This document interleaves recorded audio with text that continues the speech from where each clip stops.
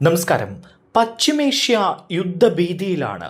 ഏത് നിമിഷവും എന്തും സംഭവിക്കാമെന്നുള്ള അവസ്ഥയിലാണ് പശ്ചിമേഷ്യ. അതുകൊണ്ട് തന്നെ പശ്ചിമേഷ്യൻ രാജ്യങ്ങളിൽ അതീവ ജാഗ്രതയും ആശങ്കയും നിലനിൽക്കുന്ന ഒരു സാഹചര്യം കൂടിയാണ്. പശ്ചിമേഷ്യയിൽ ഈ ആശങ്ക നിലനിൽക്കുന്നതിനിടയിൽ മറ്റൊരു വിവരം പുറത്തേക്ക് വരികയാണ്. ഇത് നമ്മൾ മലയാളികളെയും ഏറെ ആശങ്കപ്പെടുത്തുന്ന ഒരു വിവരമാണ്.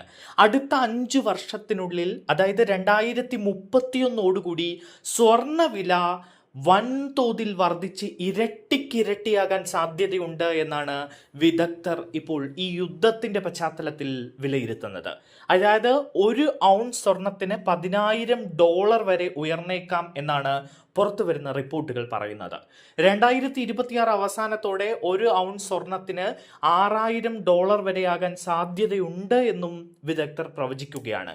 ലോകത്തെ രാഷ്ട്രീയ പ്രശ്നങ്ങളും സാമ്പത്തിക മാറ്റങ്ങളും കാരണം സ്വർണ്ണവില ഔൺസിന് $10,000 എന്ന റെക്കോർഡ് നിലവാരത്തിൽ എത്തിയേക്കാമെന്നാണ് ജെഫ്രീസിന്റെ സാമ്പത്തിക വിദഗ്ധനായ ക്രിസ് വുഡ് അഭിപ്രായപ്പെടുന്നത്.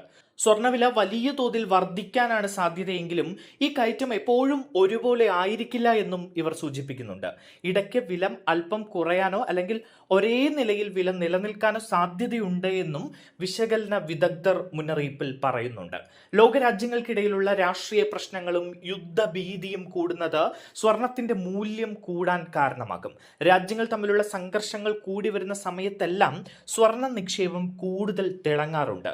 ഇതുകൂടാതെ വിവിധ രാജ്യങ്ങളിലെ കേന്ദ്ര ബാങ്കുകൾ വൻതോതിൽ സ്വർണം വാങ്ങി ശേഖരിക്കുന്നത് വില കൂടാൻ കാരണമാകുന്നുണ്ട്. ഇപ്പോൾ നടക്കുന്ന ഇറാൻ-ഇസ്രയേൽ സംഘർഷങ്ങൾ സ്വർണ്ണവിലയെ പെട്ടെന്ന് ഉയർത്തിയിട്ടുണ്ട്.